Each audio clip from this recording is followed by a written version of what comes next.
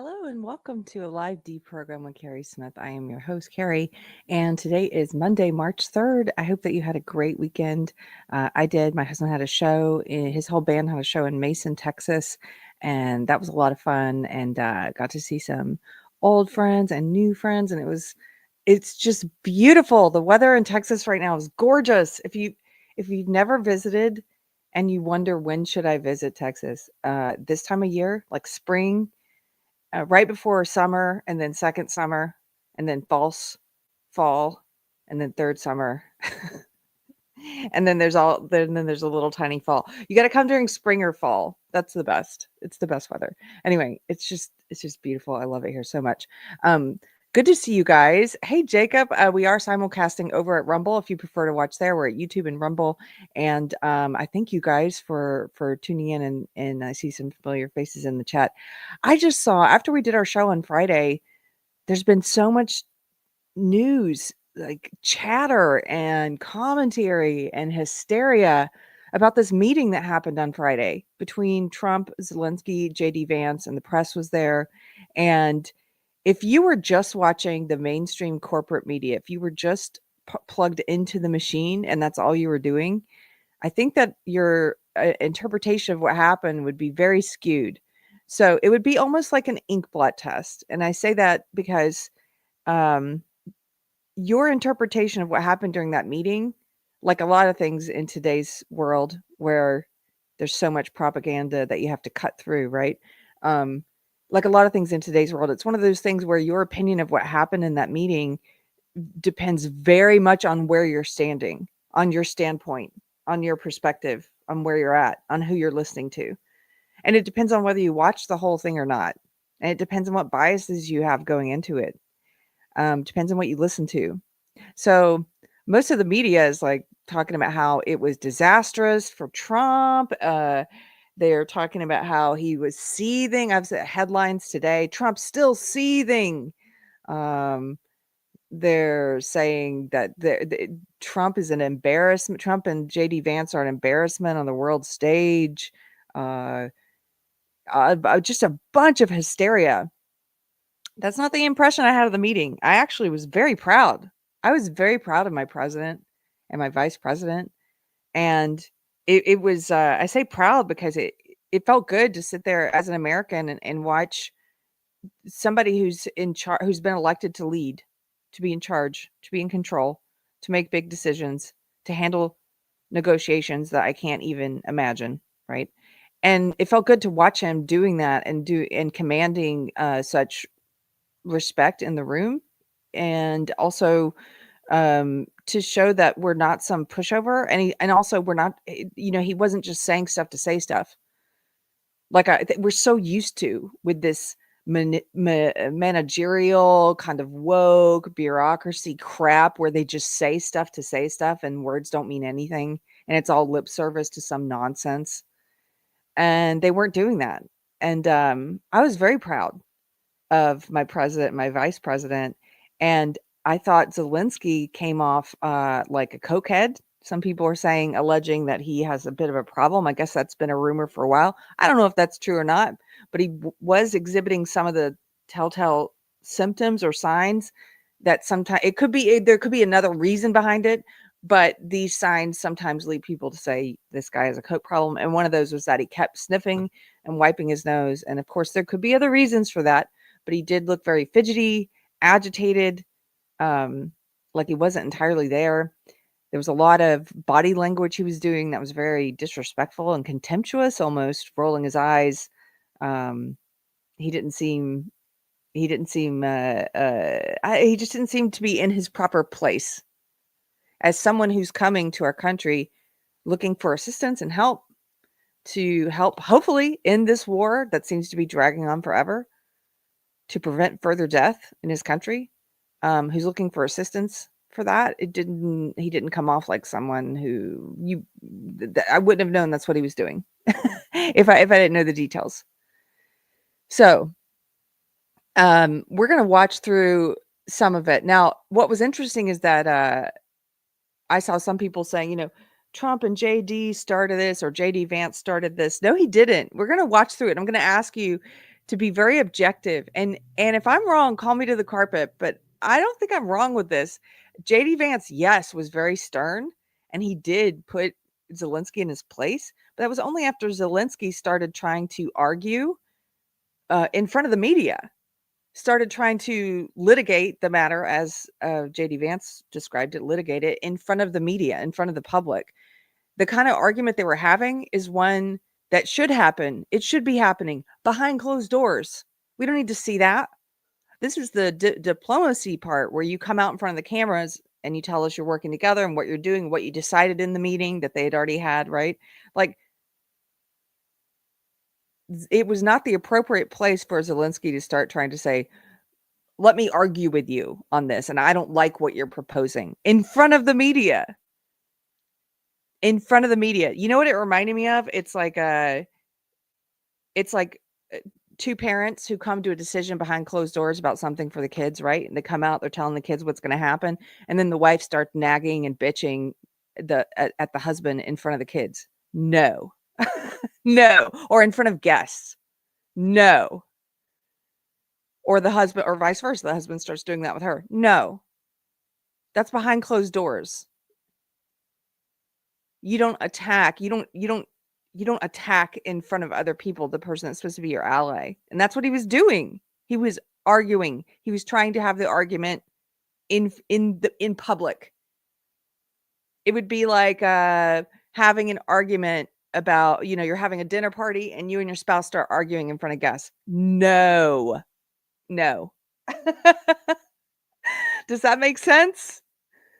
I think that helps explain it a little bit better. This is maybe an etiquette thing. I know some people say they don't pick up on social cues so well. They don't understand etiquette or civility or these sort of social rules of engagement. And this is kind of a very clear and obvious one. So I think.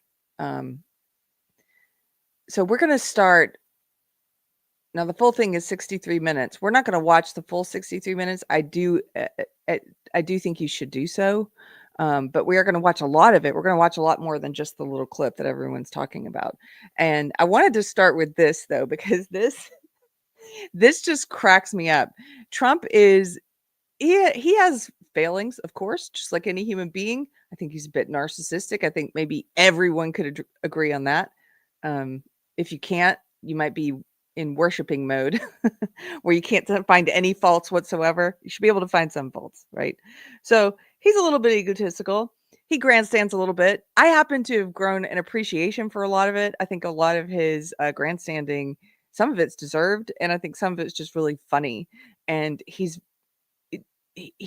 understands, I think, when he's in a room, he understands all of the unspoken sort of power plays and things that are happening in the room. He's very good at nonverbal communication and all this. And so this is him demonstrating, I think, his alpha position as soon as Zelenskyy arrives. This is outside the White House as Zelensky's pulling up. Now, Zelenskyy apparently doesn't wear suits. He doesn't get dressed for the occasion, depending on where he's going, which I've heard it said that he's doing that because he wants to identify with the people when he's in a war, right? So he just wears like a plain black pants and a black crew top, and he doesn't dress up. It's not appropriate to his surroundings where he's going. He just always wears the same thing, supposedly because he's of the people. Well, to me, that sounds like an actor. That sounds like someone who's trying to manipulate and is like, I'm doing this so I can show I'm one of the people, even though I've got lots of mansions and I'm on the cover of Vogue during a war, where there's people in my country going to die, but I'm doing photo shoots and podcasts and stuff, right? And I'm just saying it seems a little fake. And also, you don't have time to respect the office of the president where you're going. You don't have time to. I know some people say this is a non-issue. Not for me. I've talked about this before. I have videos about this, about dressing up and putting on your glad rags and the psychological benefits of dressing appropriately for the occasion or for the context, how it elevates your mood. It shows respect.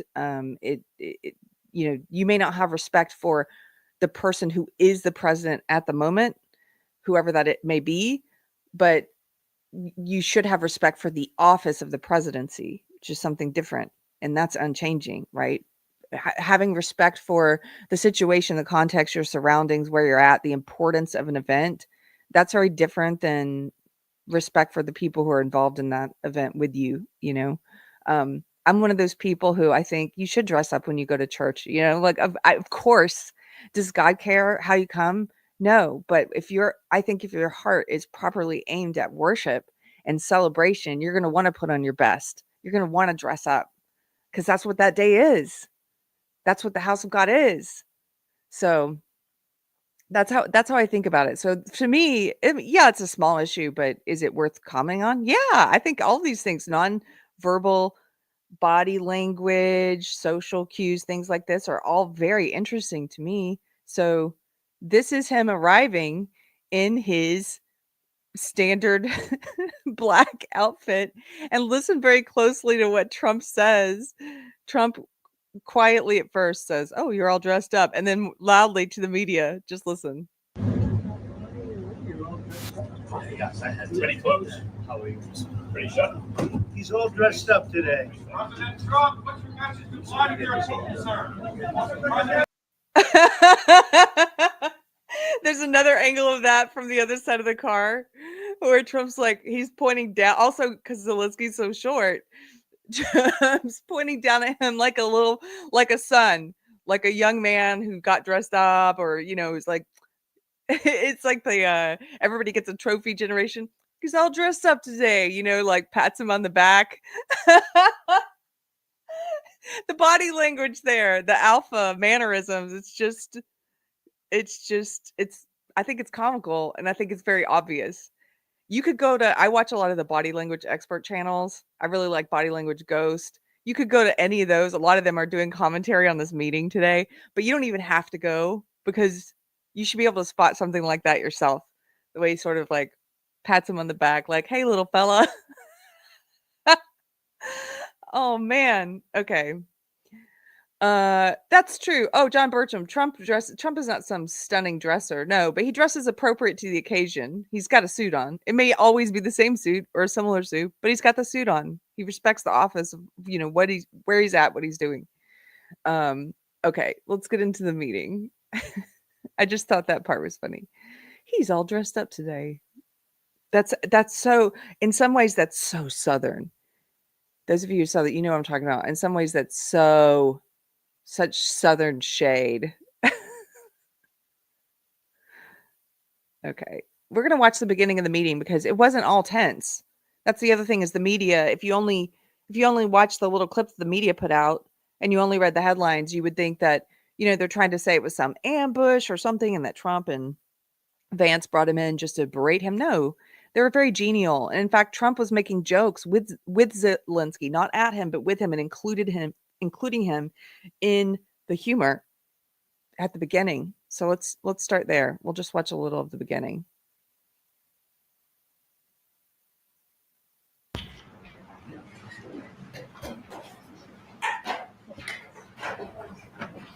Well, thank you very much. It's an honor to have President Zelenskyy of Ukraine. And we've been working very hard, very close. So we've actually known each other for a long time. We've been dealing with each other for a long time, and very well. We had a little negotiation spat, but that worked out great. I think for both countries, I think for the world, actually, beyond both countries. And we have something that is a very fair deal. And we look forward to getting in and digging and working and getting some of the rare earth. But it means we're going to be inside, and it's a big commitment from the United States, and we appreciate. First of all, again, I told you I love body language stuff.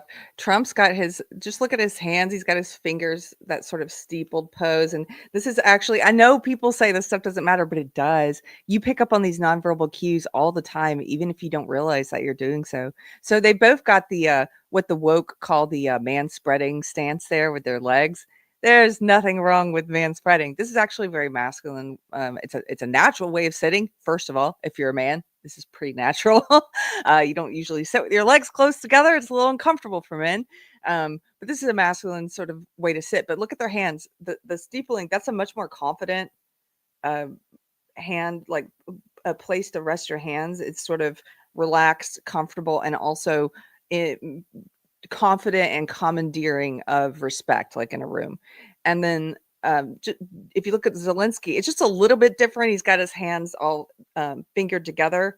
He's gripping, and it's a bit of a self-soothing technique. That's like when you're nervous. You probably do this. I do this. When you're nervous, you're doing more of like this with your hands and stuff, and sometimes you're even hugging yourself, like crossing your arms when you get the body language like that, which he does later. He closes off completely.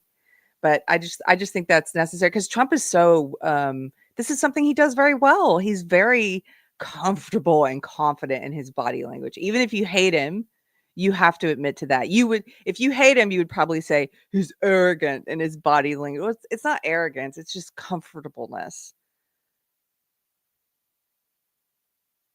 Working with you very much, and we will continue to do that. We have had some very good discussions with Russia. I spoke with President Putin, and we're going to try and bring this to a close. It's something that you want and that he wants. We have to negotiate a deal, but we've started the confines of a deal, and I think something can happen. The big thing is the number of. No, not an ad. Let me take it down for a second. Sorry, guys. I thought I already got the YouTube ads gone. Okay, it's done. I'll have to see what I did wrong. My apologies. At this point, but soldiers being killed, you're losing thousands of soldiers. So on both sides, we're losing a lot of soldiers, and we want to see it stop, and we want to see the money get. I don't think this is true. I think this is something the media is saying, Raphael. No disrespect, but Raphael, who I recognize and good feelings for you, and I see you in the chat quite a bit. Raphael says, let's not forget who the victim is here. Ukraine was attacked. Now Trump is turning Putin to be the victim. I don't think that's what he's doing at all. And I would ask you, just watch this with an open mind. That's what the media keeps saying. And they say it over and over and over and over, that somehow he's taking Putin's side, or he's trying to present Putin as a victim. I don't think he's doing that at all. He's talking about the difficulty, obviously, of trying to reach a peace agreement between two warring countries. What a difficult position that is, to try and, quote, make a deal, as someone who, he comes from that whole make a deal business world or whatever. But at one point he even says, they hate each other. Of course they do. Of course they hate each other. And he's talking about how difficult that is. But just because he doesn't, he's not, I don't know, whatever it is they expected him to do with Zelenskyy, like kowtow to him or something. Just because he's not doing that doesn't mean he's making Putin into some victim. I don't see him in any way doing that. But we'll keep watching. Put to different kinds of use, like rebuilding, and we're going to be working very hard. But we've had a lot of very good conversations. I will say, until we came along, the Biden administration didn't speak to Russia whatsoever. They didn't speak to anybody. They just allowed this to continue. And I will say that I'll say in front of you, you've heard me say it 1,000 times. If I were president, this war would have never happened. We would have had a deal negotiated for you without having to go through what you've gone through.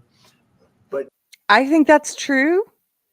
I don't think this would have happened had he been in office, had we had a strong presence in the White House. Your soldiers have been unbelievably brave. We've given them great equipment, but somebody has to use the equipment. They've been unbelievably brave, and we give them great credit. This was supposed to be over very quickly, and here we are 3 years later. So I give tremendous credit to your generals and your soldiers and yourself, in the sense that it's been very hard fighting, very tough fighting. They're great fighters.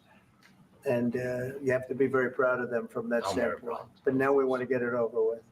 It's enough, right? We want to get it over with. So it's an honor to have you here. Thank you very much for coming. We're going to sign the agreement at the conference in the East Room in a little while, right after lunch. And we'll be having lunch together. We're also discussing some other things. And we appreciate everybody being here. It's somewhat of an exciting moment, but the really exciting moment is when they stop the shooting and we end up with a deal. And I think we're fairly close to getting that. And an honor to have you. And please, I'd like to say something. No, thank you so much, Mr. President.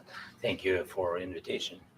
And really, I hope that this first document, will be first step to real security guarantees for Ukraine, our people, our children. I really count on it.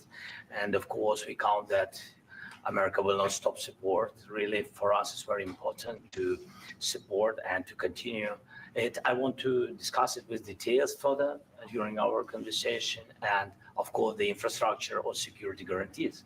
Because for today, I understand what Europe is ready to do. And of course, I want to discuss with you what United States will be ready to do. And I really count on your strong position to stop Putin. And you said that enough with the war. I think that is very important, Ben, to say these words to Putin at the very beginning of war, because he is a killer and terrorist. But I hope that together we can stop him. But for us, it's very important to, to save our country, our values, our freedom and democracy, and of course, no compromises with the killer about our territories, but it will be later. And of course, what I wanted, we spoke about it by phone with you about the drones production. We have very good drones production. I think the best one in the world for today because of the war. Yes, and of course, we need very much the air defense. You have the best air defense in the world, and really you helped us under attacks of Russians. And I want to speak how we can exchange the licenses. We're open to share the licenses of all our drones with you, of course, with the United States. And we need licenses for quick production of air defense. Even after the war, we need our nation to be calm, that we are secure. So that's why we need this air shield. And of course, about this, I want to speak about the contingents. I think that France and UK already spoke to you, and we know that Europe is ready, but without the United States, they will not be ready to be as strong as we need. And the last point, last not least, about exchange. Yeah, this part right here, I happen to agree. Pathetic Hermetic. He says that's not a peace position Zelensky is starting with. It's the opposite. I'm not ready to declare one way or the other, but I hear what you're saying. I lean more towards that direction, which is that he's not talking about someone like, listen to the way he's talking. He's not talking like someone who's sort of like, let's find a peace agreement. He's talking like, we're going to beat the other guy into submit instead of diplomacy and let's find an agreement. It's no, we're going to keep taking money and the war is going to keep going on until we get exactly what we want. Well, you're not in a position to be that demanding and about it. Honestly, you're not. You're in a position where you should want, at this point, 3 years in, with so many men who've given their lives, so much death, you're at a position where you should want to find a peaceful agreement. You should want to be. He just doesn't. To me, I guess it could be argued. I could see it the other way, I guess, a little bit too. I could hear if somebody were to make the opposite case to me, I would listen. It's just I tend to lean more towards what you're saying, Pathetic Hermetic, because he doesn't seem to talk like someone who's interested in finding a peaceful resolution. He seems to talk like someone who's sort of like content to just let this go on and continue not only taking U.S. taxpayer funds for this war, but continue letting people die unless he gets exactly what he wants. And well, a good compromise, neither side's going to get exactly what they want. Okay, so change about our people and children. And you know that this crazy Russian, that they stolen 20,000 of children, Ukrainian children. They changed their names, they changed their families, relatives, and now they're in Russia. We want to bring them back. And really, it's a big dream, task, and goal for me and our warriors. By the way, Mr. President, we released more than 4,000 warriors from Russian prison, but there are thousands more in the prison. I wanted to share with you some images. How it's just can I now? Yeah, please. Some minutes, 1 minute. Just you to understand in what circumstances, in what situation they are, and what the attitude of Russia to our prisoners. That guys, just you before and after. Mm. And you see before and after, just you to understand. Now thousands of such guys, ladies and men, there, and that so they don't eat, they beat them, and they, Check this out. I'm going to show you how I afforded this car. No, let's remove it. I'm going to read some of the chat while this plays. I'm listening to what people are saying. I see that there's some disagreement in the chat, a little more than usual, which is good. This is one of those subjects where I don't have a very strong opinion about what should be done. I don't have policy opinions about Ukraine or Russia. Mine are the ones that I do have are very basic, which is what I think that's fine for the average American. We're not policy experts. My basic opinions are that I don't like funding other countries' wars. If we are funding them, I think the 3 years is far too long for a conflict without any attempt at finding peaceful resolution. I would like to. I don't like warmongers. I know that the war benefits all kinds of industry and elite, and I want to find a way out of it. So those are my general. And in this meeting, I thought Trump was admirable as a leader. Those are my basic opinions. I don't have a lot of opinions beyond that. So Ace says, why don't you get YouTube Premium? I had it. I don't know what happened. This is happening today. I'm so sorry. I'll fix it before the next show. My apologies.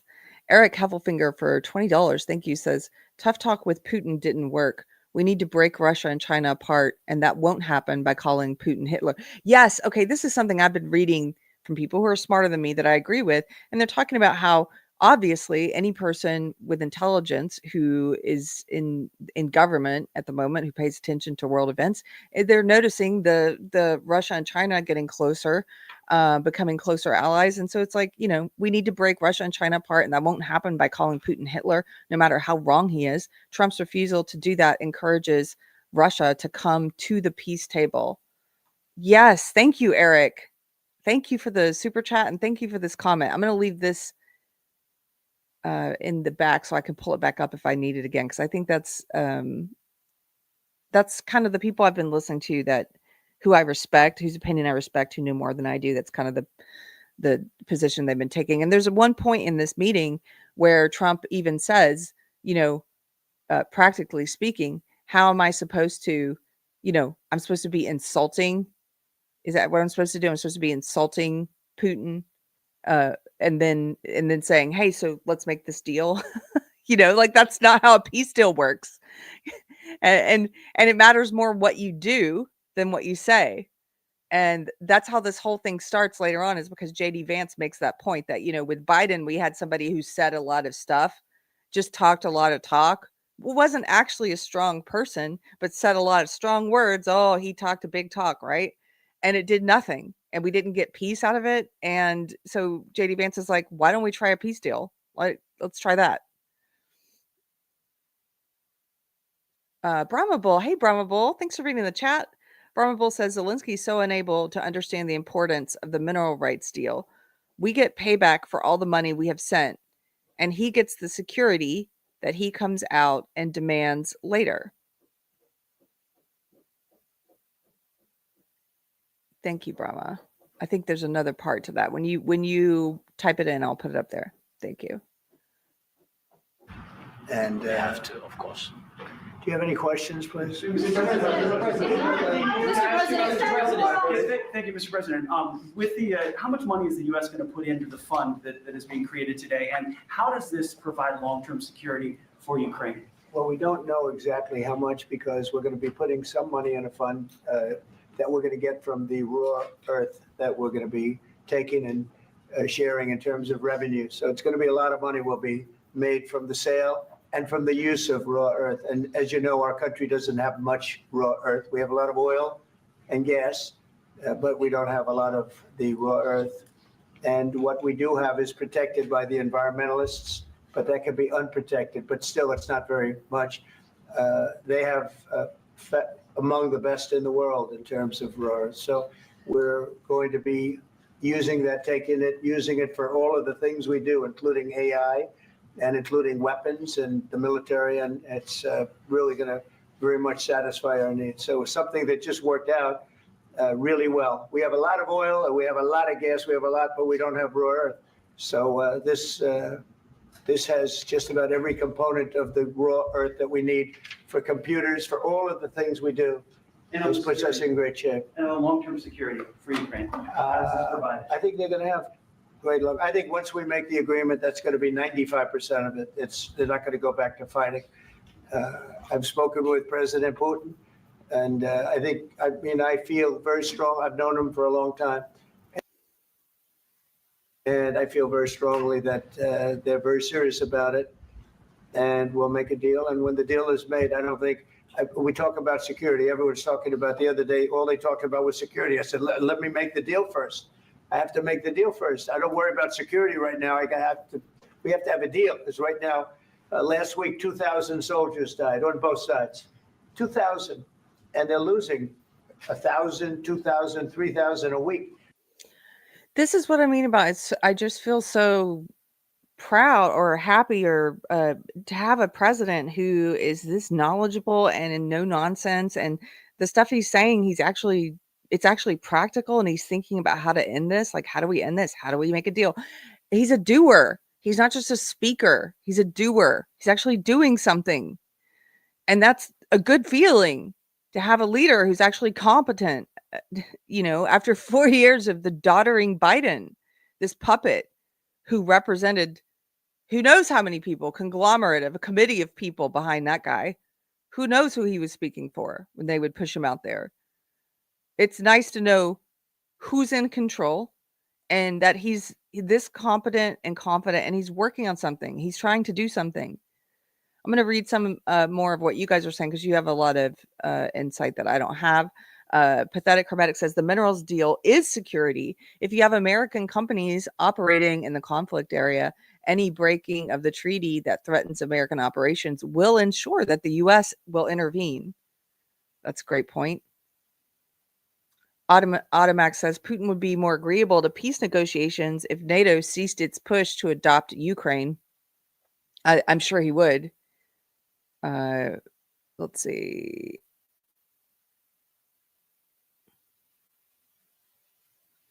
Oh, this is the most basic. I agree, England's Tea Party. These are the kind of people I can't respect. So apparently on Facebook right now, there's all kinds of people. Fortunately, a lot of these people are not in my circles anymore. But there's all kinds of people in the cult who've pulled out the blue and yellow flags again, and they're all putting them all over their profiles, and I stand with Ukraine, and these just stupid virtue signaling. And these are from the lowest IQ people, the dumbest people, like the lowest common denominator, the lowest resolution of everything that's happening. But they're so confident and passionate that they know what should be done in Ukraine. What? When did you become a policy expert? You're not. You're just following stupid tribalism. And you know what that blue and yellow flag means? We know what it means. All it means is you hate Trump. That's all it means. You don't know anything about this conflict, most of you. Now, are there people out there who could take a different position than me and who I would listen to and respect and maybe learn something from, or they might change my mind? Yes. And it's none of those people decorating their profiles with blue and yellow flags, so I'll tell you that. A couple years ago, I had Konstantin Kisin on the program to give his very nuanced opinion on what was going on with the war, because he's got family there and he knows a lot more about it than I do. And he, that's someone that I'm going to shut up and listen to his opinion, listen to what he's saying, and decide if there's validity to any of it or not. And I respect him and I respect his point of view. And he's not just some tribalism person. He's not this lowest common denominator kind of person who's just putting this blue and yellow stuff on their profile. But that's what England's Tea Party is talking about. He says, remember, the world is supposed to think Russia bad, Ukraine good, nothing more. Yeah, it's just the lowest common denominator, lowest resolution from which to view what's happening over there. And the arrogance about it, that's what really gets me, is when people that are not very bright, and they haven't even put in as much time as you have, and you haven't put in very much time at all reading about it, but they haven't put in any time, and they're just telling you this is what we should do. I'm like, oh, shut up. Yes, insufferable, the average person. Yes. Okay, let's continue. I want to get to this part where they're laughing. So as we sit here and we talk, people are getting shot and dying on the battlefield.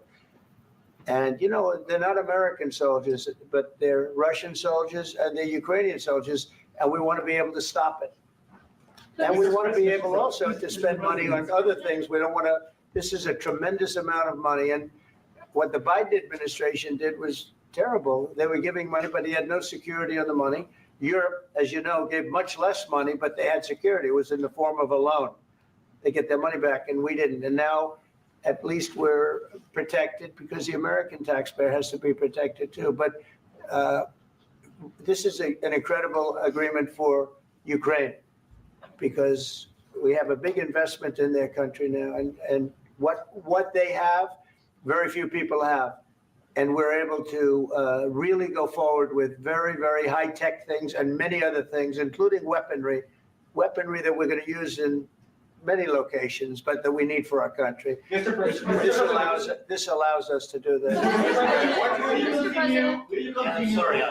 Oh, yeah. Here's a point from Anthony Garcia, my husband, in the chat. He says, the blue and yellow flag posting is online is now like a quote, let's flood social media with this to show solidarity kind of thing. It is.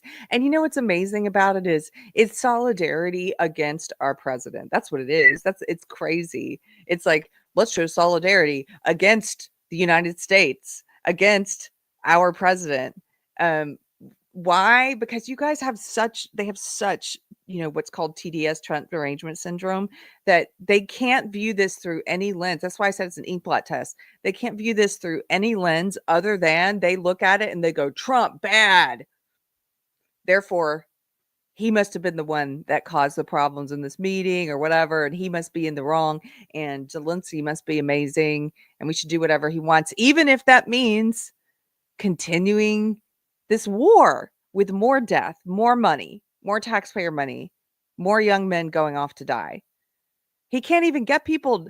They're pulling people off the street and conscripting them now because they can't get people. They don't have enough people to fight in this war.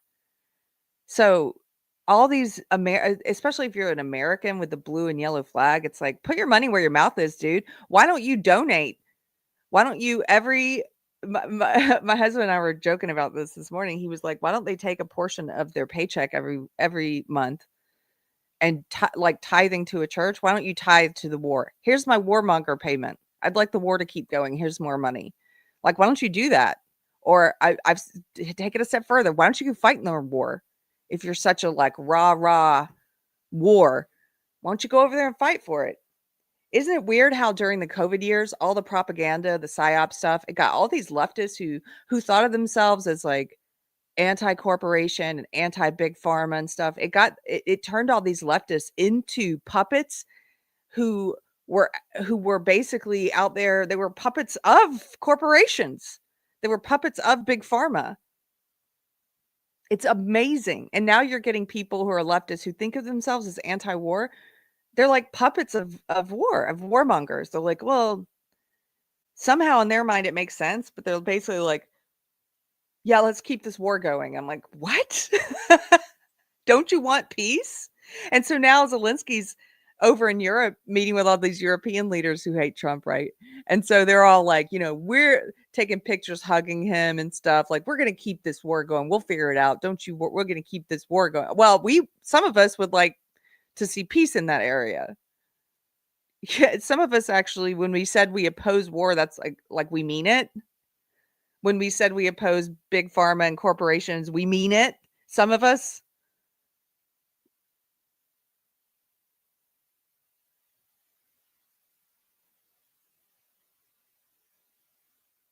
Anthony says this war should be funded by celebrities and GoFundMe set up by these people posting the Ukraine flag. Let celebrities fund it. That's a great idea. Let the celebrities fund it.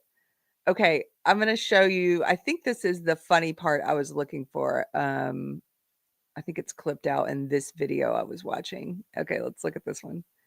President Trump said that they made less support, but they are our friends and they are our very supportive partners. They really gave a lot, Mr. President. They did.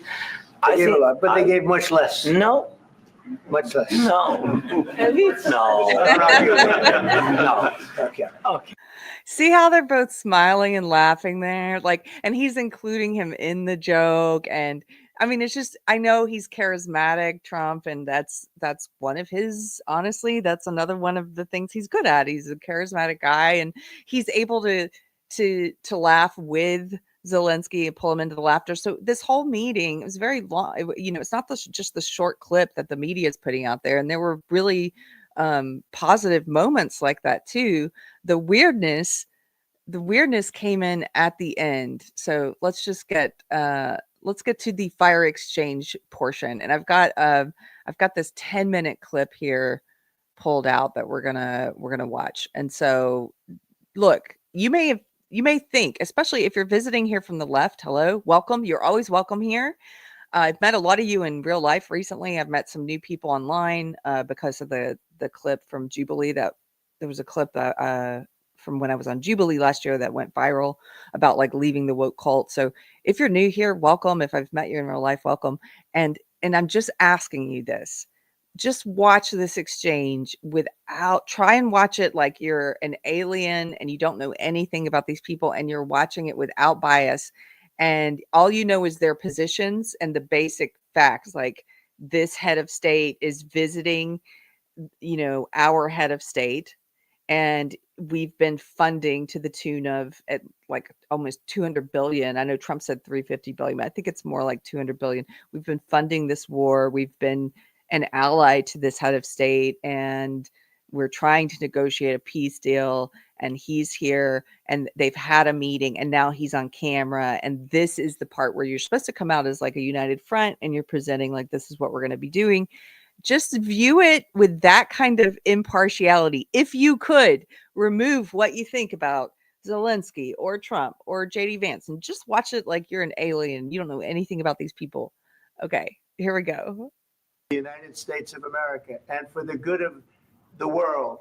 I'm aligned with the world, and I want to get this thing over with. You see the hatred he's got for Putin. It's very tough for me to make a deal with that kind of hate. He's got tremendous hatred, and I understand that, but I can tell. By the way, let me just back up. I wish they'd included in this clip the part where the media asked him, because they said, are you aligning with Russia? Are you aligning with Putin? That's that thing I told you. They keep doing this. They keep saying this, and it's disgusting. No, he's not. He's not. He's trying to negotiate a peace deal. So this is his answer to that. The United States of America, and for the good of the world. I'm aligned with the world, and I want to get this thing over with. You see the hatred he's got for Putin. It's very tough for me to make a deal with that kind of hate. He's got tremendous hatred, and I understand that, but Now the look there on Zelensky's sitting right there, so it's kind of awkward. I will give you that. It's very awkward that he's saying that about him when they're right there, but it's true. There's nothing untrue about it. Of course Zelensky hates Putin, and Putin hates Zelensky, and he's about to say that too. They hate each other. His point is, like, this is really hard for us to be in the middle of this trying to negotiate a peace deal, because obviously these guys are at war. Of course they hate each other. But I can tell you the other side isn't exactly in love with, him either. So it's not a question of alignment. I'm aligned with the world. I want to get the thing set. I'm aligned with Europe. I want to see if we can get this thing done. You want me to be tough? I could be tougher than any human being you've ever seen. I'd be so tough. But you're never going to get a deal that way. So that's the way it goes. All right, one more question. I will respond to this. So look, for 4 years in the United States of America, we had a president who stood up at press conferences and talked tough about Vladimir Putin, and then Putin invaded Ukraine and destroyed a significant chunk of the country. The path to peace and the path to prosperity is maybe engaging in diplomacy. We tried the pathway of Joe Biden, of thumping our chest and pretending that the president of the United States' words mattered more than the president of the United States' actions. What makes America a good country is America engaging in diplomacy. That's what President Trump is doing. Can I ask you? Sure. Yeah. Okay, here we go. We're getting into it. Now, let me just say, JD Vance piping in, if it were anyone else, this just shows you the amount that Trump respects him to allow him to a second fiddle to even say something, right? And you can tell he trusts him and respects him. And I think JD Vance knows his place. He seems to know, like, I can say a little bit and I'm going to say it in defense of my number one. But I'm not going to get like too heavily involved. So, but he is saying, he's making the point. His point there was not any kind of dig at Zelensky. He did make a dig at the previous US president, at Biden, at what we had done previously that hasn't been working. He said, Biden wanted to thump his chest and say all these big words about Putin and how awful he is, but he didn't end the war. There was no peace deal. There was nothing done. So why don't we try that? That's what he's saying. Okay. So then Zelensky can't let it go. Zelensky's like, okay, let's have an argument now in front of the cameras. This is when it went wrong. And I'm telling you, from my perspective, it's Zelensky who did this. He could have just let that, okay, these guys are doing it differently. It's their country. It's our country. You understand? This is our country. This is the decision we're making now. If you're there to ask for more money for the war and you have ideas about how it should be going and you completely rely on the assistance of these people and they're saying, hey, the way the previous guy was doing it wasn't working for us. And so here's what we're going to be doing going forward. And then you say in front of the TV and in front of the public, well, I don't like that way. Let me argue it with you why I think this other thing's better. No. You're here to ask for assistance. If you don't like the assistance that's being given, behind closed doors is where you have those arguments. But no, he wants to have it in front of the cameras. We had a president who stood up at press conferences and talked tough about Vladimir Putin, and then Putin invaded Ukraine and destroyed a significant chunk of the country.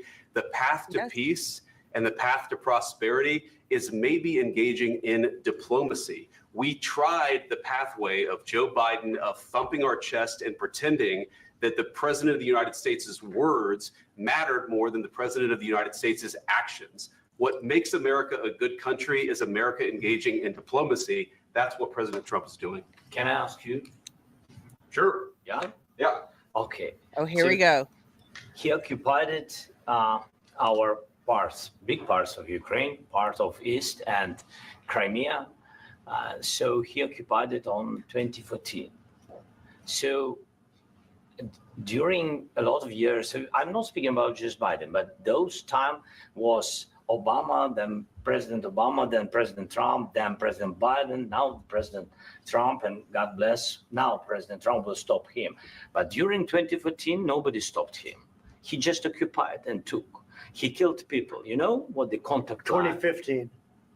2014. 2014 and 2014. Yeah. So I was not here. Yeah, but That's exactly right. Yes, but during 2014 till 2022, the situation the same. The people have been dying on the contact line. Nobody stopped him. You know that we had conversations with him, a lot of conversation, my bilateral conversation, and we signed with him, me, like a new president. In 2019, I signed with him the deal. I signed with him, Macron and Merkel, we signed ceasefire. Ceasefire, all of them told me that he will never go. We signed him with gas contract.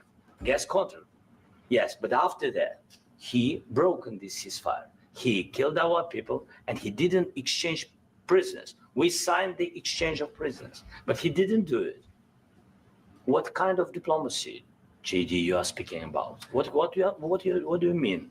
I'm talking about the kind of diplomacy that's going to end the destruction of your country. Yes, but if you Mr. President, with respect, I think it's disrespectful for you to come into the Oval Office and try to litigate this in front of the American media. Right now, you guys are going around and forcing. Now, first of all, let me just address the substance of what he's saying. Let me take this off screen for a second. He's trying to say, because the people have said, well, he's got a good point and they should be talking about it. Yeah, they should. Again, my point is behind closed doors, they should be talking about it. not when he's out here doing the press conference, post meeting. You have those arguments away from the public. You don't do it in front of the media. He's trying to do it in front of the media. And to those claims, if I think behind closed doors, if they were to engage in this back and forth with him, they would say, okay, that's your position. The guy on the other side of the table, and we're trying to help you guys come to a peaceful agreement. He says that we all broke promises to him about NATO and encroachment, across the border and expansion. And, I'm not saying he's right. I'm just saying you both are arguing that, like, hey, you broke this. Like, we still have to end this war. We still have to come to peaceful agreement. But the entire point, though, is that whole argument shouldn't have happened in front of the media, though. So have that argument. Of course, have that argument. But why was he trying to litigate it here in front of the cameras? And JD Vance is right, I think, to call him out and say, this is extremely disrespectful what you're doing right here. Trying to have a little reality show here with the cameras here. That's what's happening.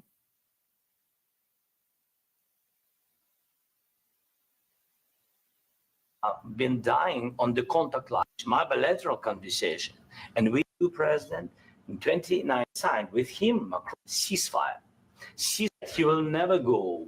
We signed contract, gas contract. Yes, but after that, he didn't do it. I'm skipping ahead. What kind of diplomacy, JD, you are speaking about? Here What do you mean? I'm talking about the kind of diplomacy that's going to end the destruction of your country. Yes, but Yes, Mr. boom, that's it. I'm talking about diplomacy, coming to a deal that's going to end the war and end the destruction of your country and end all of these young men from your country giving their lives to this. That's what I'm talking about. It's basically like, from JD's point of view and what he's saying, it's like, whatever that agreement is, we can come to that agreement we can figure out what that agreement looks like, what that compromise is. We can figure out that agreement, but not right here, not in front of cameras. Why are you being a disrespectful person like right now? Instead, why are you being so ungrateful?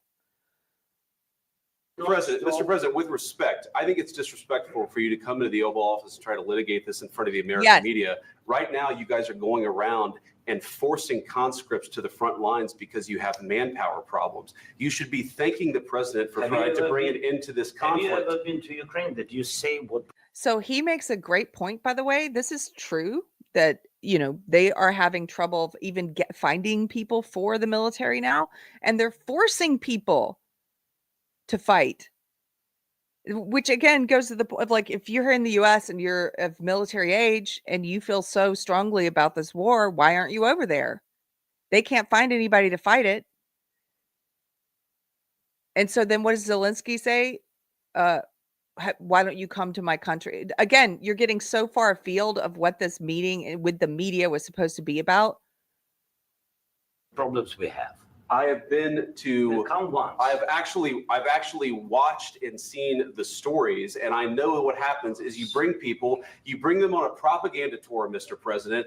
Do you disagree that you've had problems bringing people into your military? And do you think that it's respectful to come to the Oval Office of the United States of America and attack the administration that is trying to prevent the destruction of your country? A lot of questions. Let's start from the beginning. Sure. First of all, during the war, everybody has problems, even you, but you have nice ocean and don't feel now, but you will feel it in the future. God bless. You don't know that. Wow. Look at that. I mean, you could argue that if he believes that, he's just being descriptive and not prescriptive, meaning he's just describing what he thinks could happen and not saying it should happen. But you could also argue that it sounds like something that's prescriptive and like a threat. It sounds like he's sort of saying, if you don't do what I want, if you don't do it my way, this war is going to come to you. It sort of sounds like he's saying that. I don't know. I think it's just absolute. Either way, doing it in front of the cameras. Oh my gosh, to say something like that. Look at his body language, by the way. Look at his folded up arms. He immediately closed in on himself. But you will feel it in the future. You God don't- bless. You don't know that. God bless. You don't God know that. bless. You Don't- will not you have a gotta- war. Don't tell us what we're going to feel. Thank We're you. trying to solve a problem. Don't tell us what we're going to feel. I'm not telling you. Because I'm you're in no answering on this position to question. dictate that. That's exactly Remember what this. you're I'm doing. not You're dictating. in no position to dictate what we're going to feel. You We're will- going to feel very you will good. feel influenced. We're going to feel I'm- very I'm good and telling very you, strong. You will feel influence. You're right now not in a very good position. You've allowed From the yourself very- to be in a from very the very bad position, beginning and he of the happens war. to be right From about the it. very beginning of the war. You're not Mr. in a good Brown, position. I You don't was- have the cards right now. Okay, so one of the things Zelensky is trying very hard to do is to say some of his prepared lines. I don't know if you've noticed, but he's got these certain lines that he says all the time. And he's trying to say some of those lines because now Trump's not having it. I think he thought he could just like act like a tough man and like a big man. And Trump is basically saying, you don't have the cards to be playing the game you're playing at this table right now. Like, you are not holding the cards. All of the cards in your hand are our cards. We gave them to you. Do you understand? Like, how dare you? Like, it's sort of like, what? And so Trump's not having it. He's not having this at all. And he's like, no, okay, excuse me, like, what are you saying? And he's doing two things with his hands. He's very good at doing, I don't know people who can do both. I've seen the body language people talk about this. He does the regulator thing with one hand, which is basically like the hand up, like you need to stop, while he's also doing an illustrator with the other hand and illustrating his points. He's like, basically, like, if you could do both of those while you're talking, I don't even think he thinks about it. It's probably natural to him. He's like, you shut up, and then let me tell you what's happening with this hand, right? So that's kind of interesting to me. But he's like not having it. He's like, you stop, let me tell you. And Zelensky is sort of trying to spit out those sentences that he does since the very beginning of this war, and Trump is just speaking off the cuff. And that's disrupting what he's trying to do, his script. And so Trump's speaking off the cuff and saying, you don't have the cards. You don't have the cards. And Zelensky's like, I'm not playing a game. We have a war. And it's like, yeah, it's a figure of speech. And you know it is. You know what it means. You know what that figure of speech means. And it's true. You were here because the benevolence of the American taxpayer and the benevolence of our country. And here you are disrespecting the head of state. That's how I view this. Absolutely. Allowed From the yourself very- to be in a from very the very bad position, beginning and he of the happens war. to be right From about the it. very beginning of the war. You're not Mr. in a good Brown, position. I was You don't saying have the cards right now. With us, you start having not playing cards. cards. Right now, you don't. I'm very Yeah, you're playing serious, cards. Mr. President. You're I'm playing very cards. serious. You're I'm gambling the with the president lives of anymore. millions of people. You think You're gambling with World War III. What you're You're speaking about? gambling with What you're World speaking War III. Look at that. Look at that. This is so true. You are gambling with World War III. What part don't you understand? What don't you get about this? Like, you don't have any power, dude. But you are a little dog barking at a big old dog at and there's you and a big dog are in another fight, okay, little dog. And there's another big dog here who's helping you and is trying to help defend you against that big dog. And it's trying to help prevent that, that big dog from attacking others and getting out of control, and it's trying to end it. And now you're barking at the big dog that's trying to help you. Like, stop, slow your roll, little dog.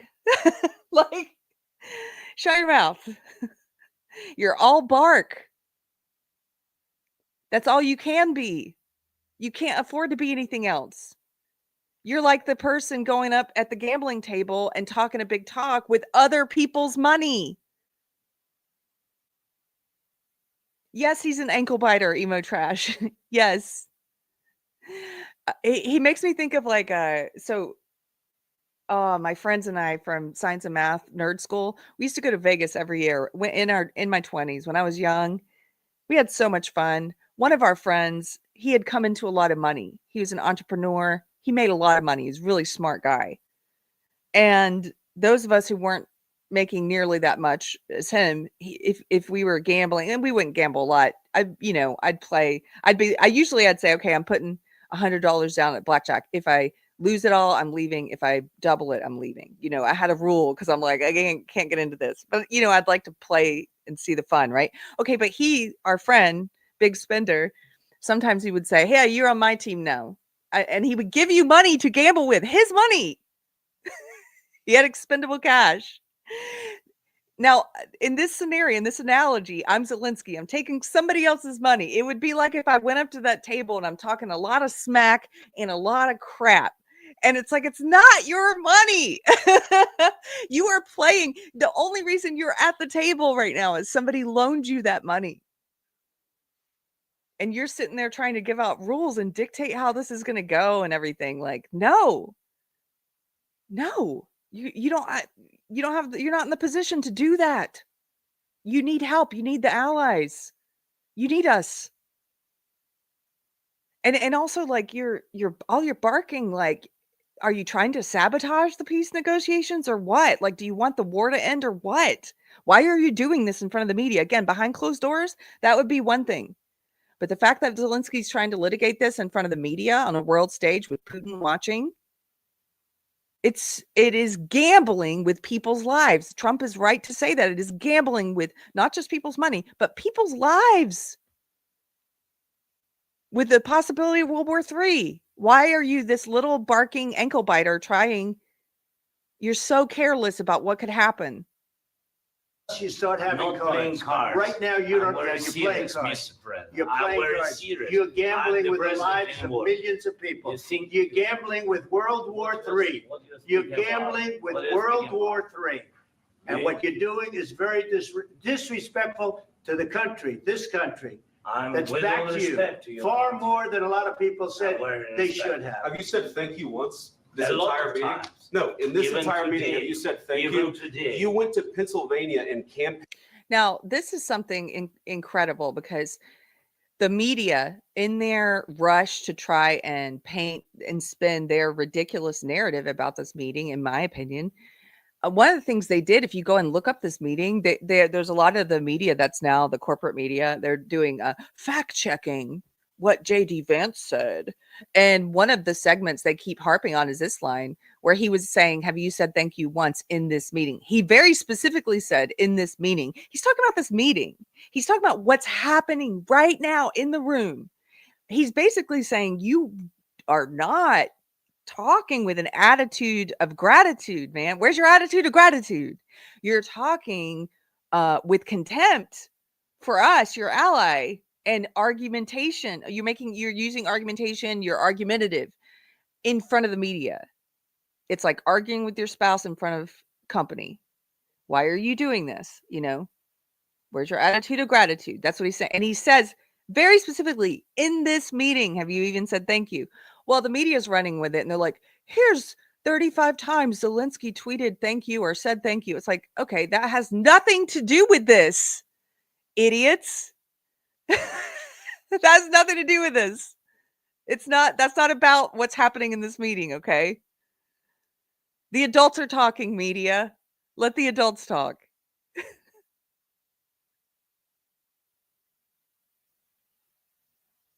They should have. Have you said thank you once this A lot entire of meeting? times. No, in this Even entire meeting, today. have you said thank Even you? today. You went to Pennsylvania and campaigned for the opposition in October. Offer some words of appreciation for the United States of America and the Yes. president who's trying to save your country.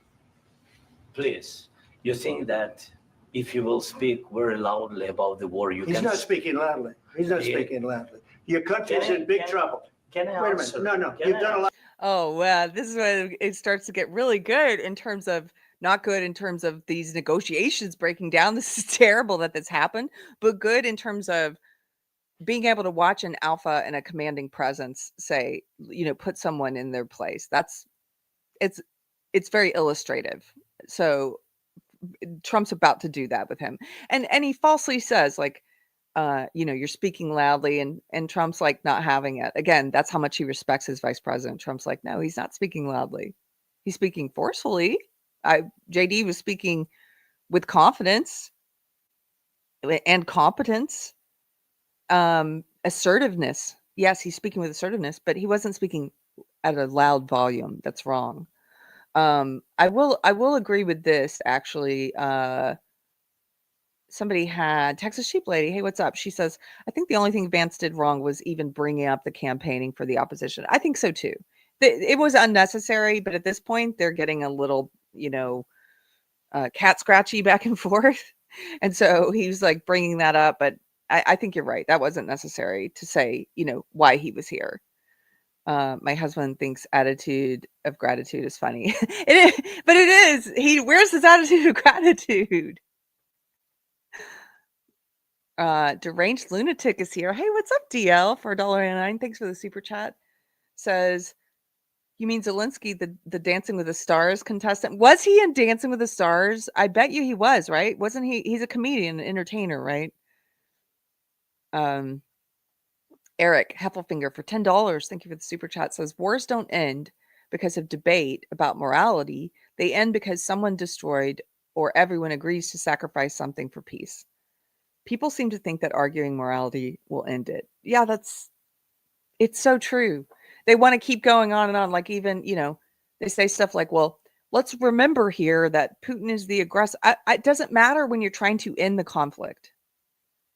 You're trying to end the war. It ends when either one side, as Eric points out, completely destroys the other and the other surrenders, which is not going to happen even with all of our money.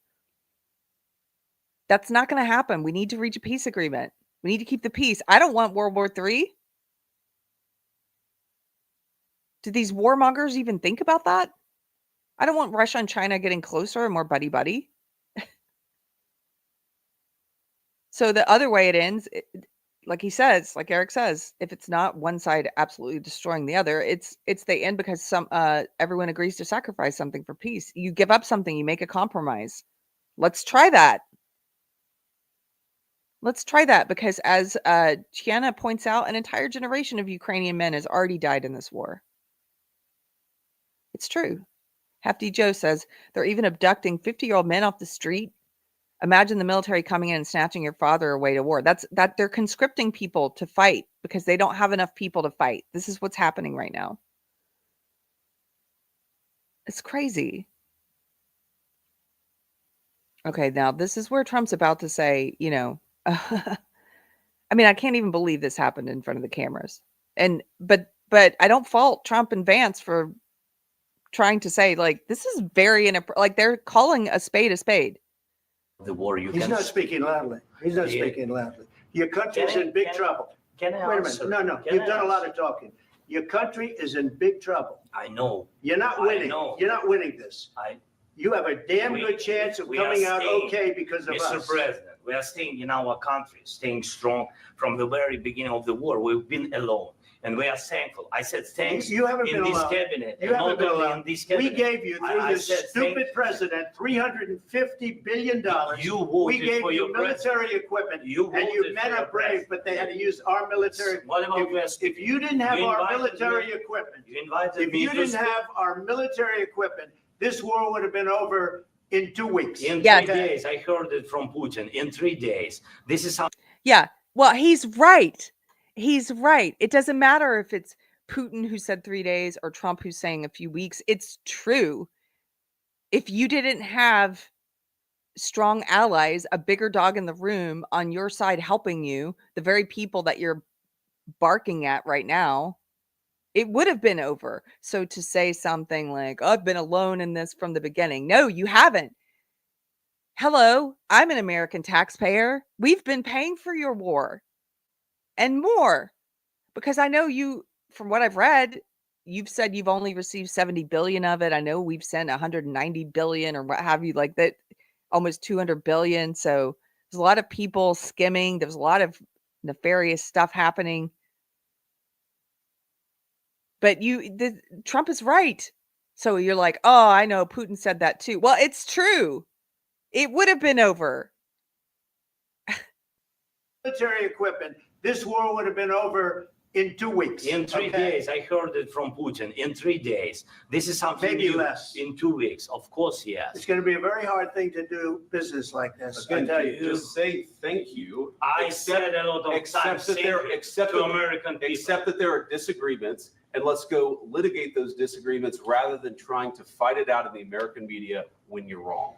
We know that you're wrong. But you see, I think it's good for the American people to see what's going on. I understand, sir. I think it's I very understand. important. That's why I kept this going so long. You have to be thankful. You don't have the I'm cards. thankful. You're buried there. Your people are I dying. can tell you You're again, running I low know. on soldiers. Listen, Don't please, you're running Mr. low President. on soldiers. It would be a damn good thing. Mr. And then President. then you tell us, I don't want a ceasefire. I don't want a ceasefire. I want to go and I want this. Look, if you could get a ceasefire right now, I tell you, you take it so the bullets stop flying and your men stop getting killed. Of course, we want to stop the war. But you're I saying said- you don't want a But I ceasefire. said to you, I want a with ceasefire guarantees. because you'll get a ceasefire faster than an agreement. Ask our people about ceasefire, what they think. There It wasn't. doesn't matter. He's still not getting it. You are not in a position to dictate anything, Zelensky. You don't have, that's his whole point. Somebody's empowered you to think that you matter. You don't. I'm sorry. You are not a powerful person. You have powerful allies.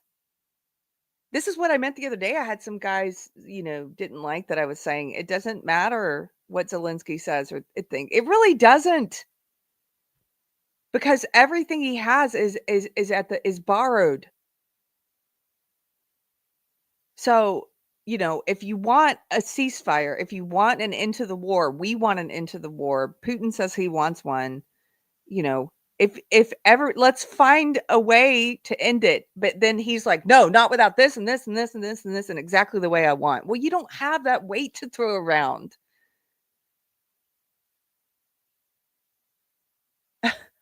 It's incredible. For you, what, That wasn't with me. That was with a guy named Biden who was not a smart person. That was with Obama. It was your president. Excuse me. That was with Obama, who gave you sheets, and I gave you javelins. Yes. I gave you the javelins to take out all those tanks. Obama gave you sheets. In fact, the statement is Obama gave sheets and Trump gave javelins. You got to be more thankful, because let me tell you, you don't have the cards. With us, you have the cards. But without us, you don't have any cards. One more question to Mr. Vice President. I'm sorry. It's going to be a tough deal to make Uh, because the attitudes have to change. What if Russia breaks ceasefire? What if Russia breaks peace talks? What do you do then? I understand that it's a heated conversation right now. What are you but saying? what She's if asking, what if Russia Putin breaks the breaks ceasefire? What if anything? What if a bomb drops on your head right now? But they have Okay? Thank you. Thank you. When you get a stupid question from the media like that, it's like, what are we going to play the what if game now? Well, then we'll deal with that when that happens, lady. It's like, what if this? What if that? I love it. He dealt with that as appropriately as it should have been dealt with, which is to mock it. It's a dumb question. I'm sorry. That's a dumb question. What if they broke it? I don't know. They broke it with Biden because Biden, they didn't respect him. They didn't respect Obama. They respect me. Let me tell you, Putin went through a hell of a lot with me. He went through a phony witch hunt where they used him and Russia. You ever hear of that deal? That was a phony Hunter Biden, Joe Biden scam. Hillary Clinton. Now, this part just makes me laugh because this is Trump. Now that Zelensky's decided to litigate this in front of the media, to argue it basically in front of the media, to have the disagreement and the argument and the back and forth and the compromise or whatever in front of the media. Now Trump is basically sort of like, you're going to sit here and listen while I recount all of some of the indignities that I had to suffer, where they tried to use Russia to smear me, my political opponents here in the U.S. Tried to do a psyop and using Russia to do it. And I'm going to sit here and relitigate this in front of the media. And now you have to sit there and listen, Zelensky. And look at Zelensky's kind of like zoning out. Like this has nothing to do with his. He's like, I don't want to hear it, but you're going to have to listen now, buddy. Shifty Adam Schiff. It was a Democrat scam. And he had to go through that. And he did go through it. We didn't end up in a war. And he went through it. He was accused of all that stuff. He had nothing to do with it. It came out of Hunter Biden's bathroom. It came out of Hunter Biden's bedroom. It was disgusting. And then they said, oh, the laptop from hell was made by Russia, the 51 agents. The whole thing was a scam. And he had to put up with that. He was being accused of all that stuff. All I can say is this. He might have broken deals with Obama and Bush, and he might have broken them with Biden. He did, maybe. Maybe he didn't. I don't know what happened. But he didn't break them with me. He wants to make a deal. I don't know if you can make a deal. The problem is I've empowered you to be a tough guy. Yes, this is true, Brahma. He says, but he is talking about how Putin has been made to look like a villain due to the Dems Russia scam. Yes. And the thing is, you don't need to make him look like more of a villain. They're sort of like all the lies and the crap that the Democrats have pulled, their whole Russia collusion thing, which was nonsense. Their whole the maybe Hunter Biden's laptop is a Russia thing, which was nonsense. All these lies, all this propaganda they've tried to make up and to con the American people about Russia, it's overkill.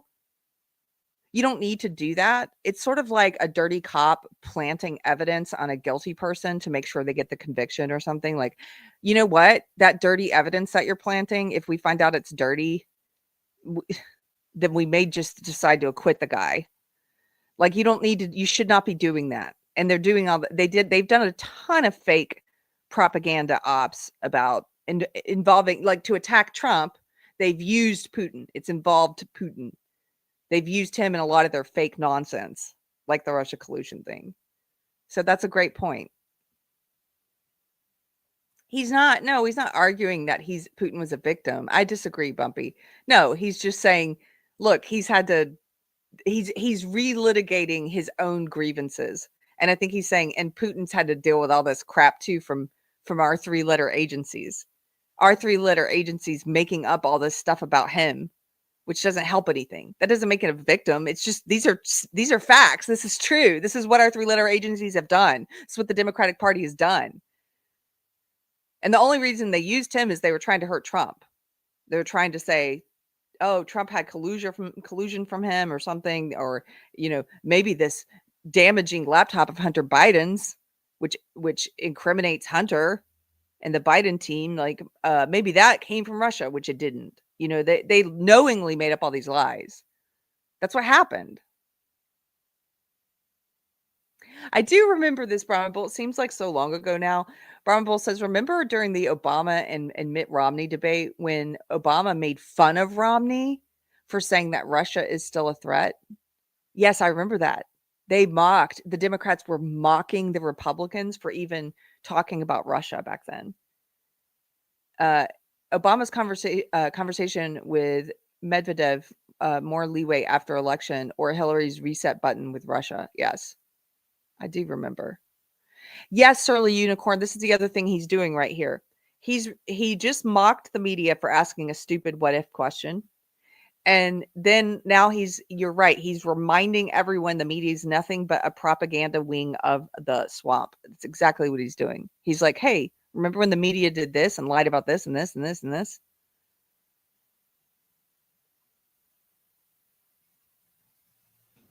And I don't think you'd be a tough guy without the United States. And your people are very... Let me back up, because this is where he's like, you're acting like a tough guy, and basically you're not.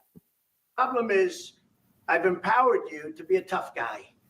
And I don't think you'd be a tough guy without the United States. And your people are very brave. But you're either going to make a deal or we're out. And if we're out, you'll fight it out. I don't think it's going to be pretty, but you'll fight it out. But you don't have the cards. But once we sign that deal, you're in a much better position. But you're not acting at all thankful. And that's not a nice thing. I'll be honest, that's not a nice thing. All right, I think we've seen enough. What do you think? Huh? This is going to be great television, I will say that. All right. We'll see what we can do about putting it together. Thanks. Now, this part here, a lot of the media is beating up on Trump about that too. When he said this is going to be great television, he didn't start this drama in front of the cameras. Zelensky did. If you saw something different, let me know. But Zelensky's the one that's like, excuse me, may I ask you a question? Maybe let's start an argument about this.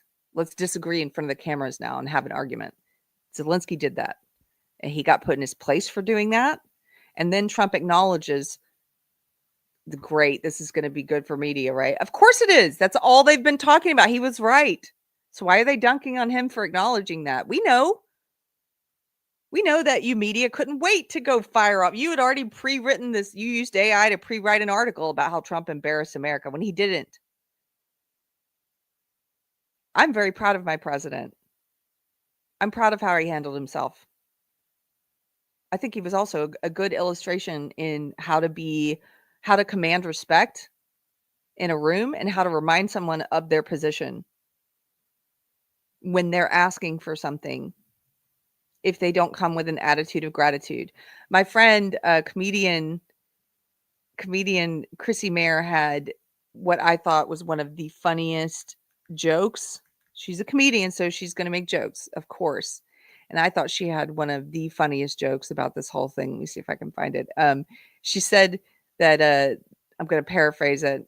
She said that Zelensky is like that homeless guy that's begging for food outside of a store. Here it is. Let me just show it to you. So I'll get it right instead of paraphrasing it. She says, Zelensky is the homeless dude in the street begging for money and food. And when you buy him a slice of pizza, he says he's vegan. It's so accurate. That's the attitude he had. It's sort of like he can afford to be picky. He can afford to dictate how it's going to go. No, behind closed doors, of course, you can say, you guys don't understand. Here's what I think is going to happen if we do this. Here's why I don't want to do this for my people. I don't want to agree to this. Here's something I need. This is something I can't give up in negotiations. You do all that stuff behind closed doors. You say, I can't give this up. I need this. But always with the knowledge and the acknowledgement that any power you have is coming from the person you're asking for the help from. You don't have the power to demand these things. You're asking these things. You're advising these things. You're advising. But it is like that person who's like begging for help. I'm hungry, I need food, and you give them a sandwich and they turn their nose up at it. What's so funny about that analogy is the reason that is such a funny joke. Chrissy's a great comedian is because everybody's had that experience. We've all had that picky homeless person, or maybe they're not homeless, they're just pretending to be, to grift, or who knows, to get money. But we've all had that moment. Everybody has a story. Even my husband's in the chat with a story. That exact same thing happened to me. Bought a girl begging on the street a burger from McDonald's. She said she was vegetarian. It's hilarious. It's all happened to someone. Turning their nose up at what you're giving them.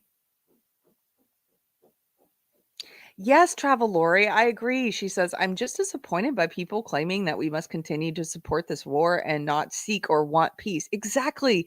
And I want you, make sure you don't feel like you're not crazy, okay? This is just like the COVID stuff. We're still living in this dystopia where the media, the corporate machine, and the powers that be, the global elites, like they're saying one thing and it's not based in reality.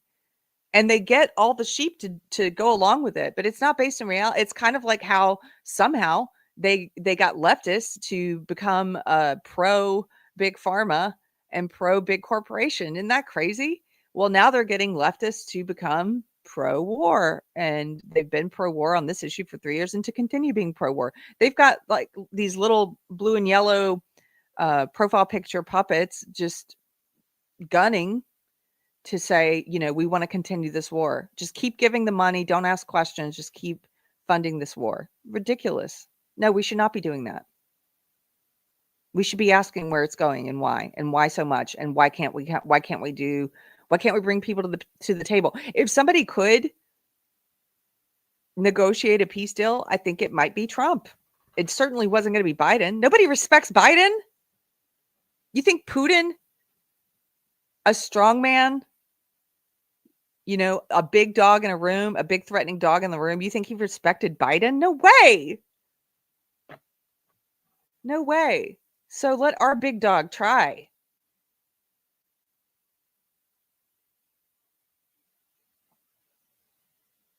Oh, that's so interesting. ADL 1992, thank you for the super chat for $4.99. He says, HG Tudor just made a video analyzing this as 3 narcissists in a room together. I don't know if that's relevant. Well, it's certainly very interesting. I want to go watch it. If you guys are interested in narcissism, HG Tudor, I've interviewed him on Deprogrammed on the channel before. You can go and find that video. He is, according to him, he describes himself as a narcissist. He's anonymous, and he has a channel all about helping people to better understand people like him. So that's pretty interesting. Thank you, ADL. Yes, Kevin. This world seems to have forgotten that we are often living in the benevolence of powerful men. Yes, absolutely. And then Pathetic Hermetic has a great point. He says, I actually love Trump saying that the U.S. had spent $350 billion, because then he got fact-checked. He gets fact-checked, and it turns out they're like, it's $190 billion. And you think, wow, we just got them to admit that it's $190 billion. Yes, because they've been even denying that.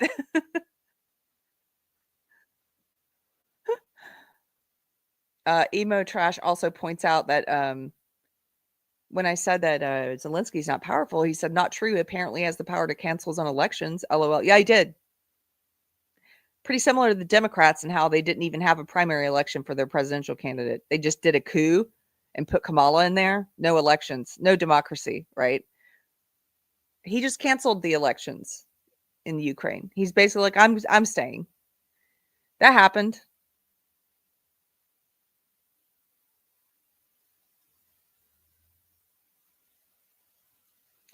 Zora says, without America, as Trump said, Ukraine would have lost within a month. It's just the truth. Trump did not victimize Putin by saying the truth. No, of course not.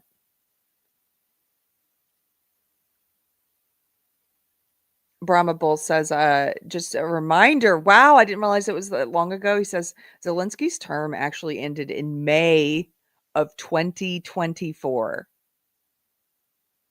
Yeah, it looks like they're unburdened by what has been, right? They're unburdened by democratic elections. He's just going to stay in there. It's democracy when they do it. Yeah, it's crazy. He's just going to stay in there, I guess. I wanted to read this to you before I go. I thought this was this is someone who I respect. I don't know him that well, but I say respect because when I do see his posts in my timeline, I typically think he's making some good points. Nick Freitas, I think. He says, I'll say it again for clarification. This is not about wanting Putin to win. I don't want Putin to win, but I don't see a lot of the people advocating expansion of this war offering to send their own kids. So here are some things to consider. And by the way, this is coming from a Green Beret combat veteran. That's who Nick Freitas is. He earlier, he said, what could be more fun than a combat vet getting lectured on war by DC socialites whose nearest experience is playing Fortnite. Right. And that's like all the people on Facebook lecturing others on war. Okay, so he says, here are some things to consider. Number one, Trump is correct that Ukraine can't win a war of attrition against Russia. The numbers are just not there. You can send all the equipment you want. Sooner or later, Ukraine will still require troops. Who's going to send them? Because it will not be us, nor should it be. Number two, Germany, the UK, and France all have GDPs larger than Russia, so they should not need U.S. support. Europe should be able to handle this on its own. If they can't, that says a lot more about how they have managed European priorities. You don't get to simultaneously complain about U.S. hegemony and then demand that we use our blood and treasure to solve a problem you could have easily dealt with by adjusting your priorities. Number three, this war could have been stopped before it started. NATO did not need to expand to Russia's borders.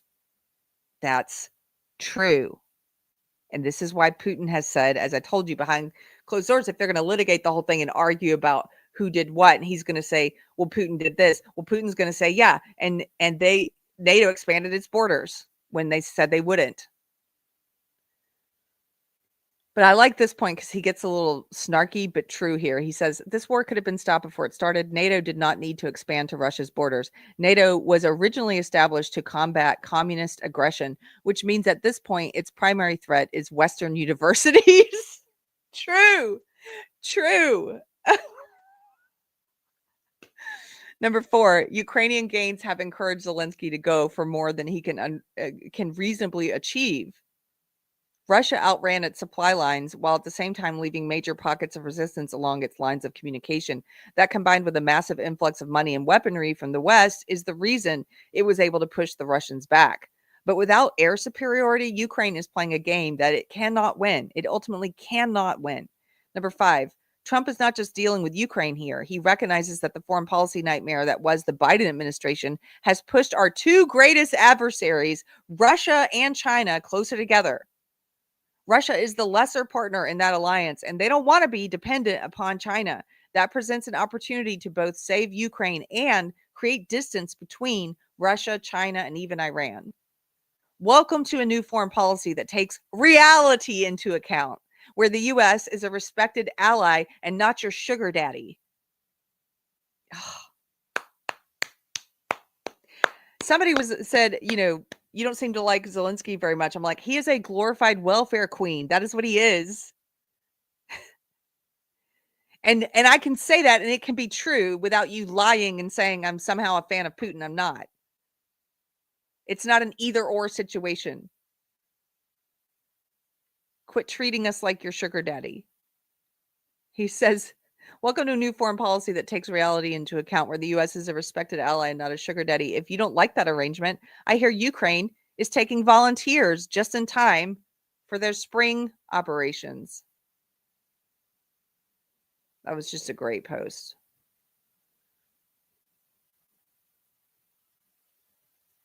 Okay. Yes, Chiana, Putin is evil, but it's also true that Zelensky is a disaster for Ukraine. Yes, both can be true. Both could be true. Brahma Bull says, after this argument in the White House, Putin said he would be willing to sell rights to rare earth minerals to the U.S. That would pull Russia away from China. That's interesting. Okay. I think I got all the super chats. Thank you guys for supporting the channel. Thank you for being here today and actually paying attention to what's going on and offering commentary and giving me your perspective and your point of view, because my interest in this is as a regular American who's watching my president in this televised argument that happened, and then who's looking at the media, and I'm noticing that the two things don't match up as usual. The media is trying to sell me a narrative that I don't think happened. My position, my stake in this, or my commentary on this, is not about like what should be done, because I'm not a policy expert on these things. I'm here to say, like, I appreciate what my president did in that meeting, being put in an awkward position. I think we should try and find an end to the war. I don't trust warmongers. I don't trust the media. These are very basic things. And I don't appreciate being lied to and gaslit about what happened in the meeting. And as a person who's interested in human behavior and body language and all that stuff, it ended up being a very illustrative meeting, I think. So thanks for watching parts of it with me. If you have questions, if you have disagreements, what have you, feel free to leave it. And I'll see you guys on Wednesday. So Wednesday, we're going to be back with a Christian panel with Brahma Bull and myself, Michelle from Force of Light, Odin from OMB Reviews, and I hope we'll see you guys. That'll be 6 o'clock on Wednesday. Your average Patriot nerd, before I go, I just want to say thank you so much. You're so sweet. You come in once in a while and give these memberships out, and I just appreciate it. If you got one of those, it's from your average Patriot nerd. So that's where your attitude of gratitude should be aimed. Okay, guys. I'll talk to you guys later. I hope you have a nice day. Bye.